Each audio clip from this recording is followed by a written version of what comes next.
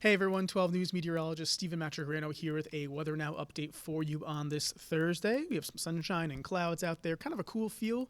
Temperatures in the 40s across the board. 44 is a pretty common number from Newport to Providence, Smithfield and Taunton, 42 westerly and New Bedford as well. Some gusty winds out there, mainly along the coastline, 20 to 30 mile per hour gusts. Might make it feel a little bit colder down at the immediate shoreline, and it is dry. Dew points are in the 20s, so we have dry ground and we have dry air. And of course, we have been reporting on a couple brush fires over the past few days, and we've at least had the dry ground. That does not help that, any fire that does develop could quickly spread on the ground. Now, radar is quiet, not tracking any kind of rainfall out there. We'll be staying dry for your Thursday. And here is the latest update here. Drought monitor showing the conditions right now. Abnormally dry conditions across our area for much of the region. That's like, level 1 or tier number 1. And then notice the moderate drought across western Rhode Island into Connecticut and western and central Mass. We will be looking at this to potentially go the wrong direction and get a little bit worse as we go forward in time, with not a lot of rain in the forecast, but at least some rain. And we'll be seeing that towards the end of the weekend into early next week. But for this afternoon, dry, sunshine and clouds, temperatures in the 40s.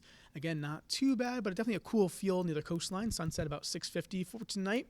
Looking at mainly cloudy skies, and perhaps seeing through those clouds, we could be looking at the total lunar eclipse. Now, the eclipse actually begins technically tonight at 1:09 a.m.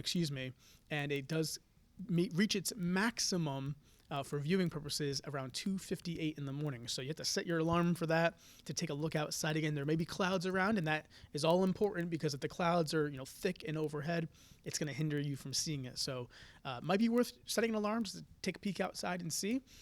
But again, with the clouds in place, it might be a little bit tricky. But again, that is the total lunar eclipse.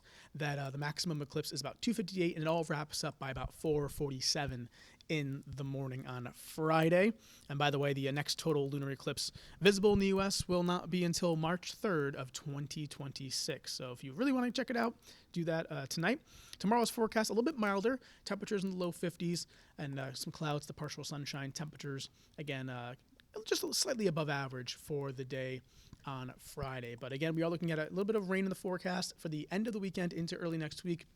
That's really the next chance that I see coming our way. But that's a check of your updated forecast. Thank you for tuning in, and have a great rest of your Thursday. Take care.